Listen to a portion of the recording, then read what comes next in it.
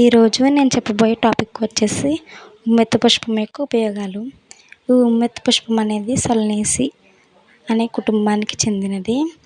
ఉమ్మెత్త పుష్పం ముఖ్యంగా దేనికి ఉపయోగపడుతుంది అంటే, ఉమ్మెత్త పుష్పం యొక్క ఆకులు, పువ్వులు చర్మ వ్యాధులు, కురుపులు, గడ్డలు అలాంటి వ్యాధులు ఏమైనా ఉంటే వాటిని నయం చేస్తుంది.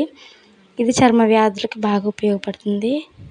ఉమ్మెత్త పుష్పం దగ్గు, ఆయాసం, ఉబ్బసం వంటి శ్వాసకోశ సమస్యలకు బాగా ఉపయోగపడుతుంది. అలాగే ఉమ్మెత్త పుష్పం యొక్క ఆకుల పొగను పీల్చడం ద్వారా ఉపశమనం అనేది వస్తుంది.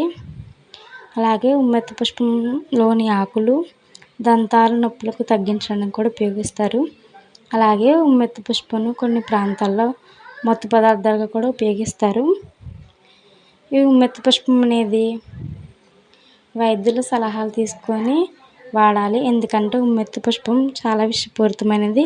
దీన్ని తక్కువ మోతాదులో తీసుకోవాలి. ముఖ్యంగా ఉమ్మెత్త పుష్పం గర్భిణీ స్త్రీలు అలాగే చిన్నపిల్లలు చాలా దూరంగా ఉండాలి.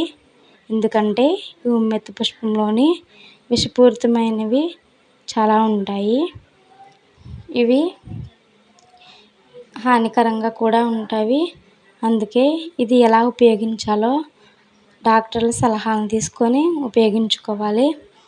నేను డయాగ్రామ్ వేసాను చూడండి. మా ఛానల్ని సబ్స్క్రైబ్ చేసుకోండి.